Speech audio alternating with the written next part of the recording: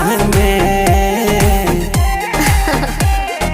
कहला सिंगार हम करे बलमुआ रहे के बजब घूंघट तान के। दिक्कत का बा? कहला सिंगार हम करे बलमुआ रहे के बजब घूंघट तान के।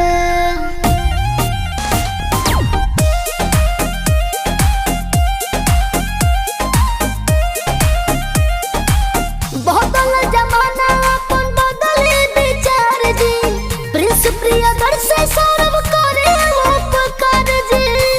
ए जी तू हमार बात सुन। नहरी के साड़ी रानी होवे सिंगार हो, लागल ब्यूटीफुल धनिया हमार हो। तू घर के पतोहिया भटक गुजरहिया, होई बदनामी खानदान।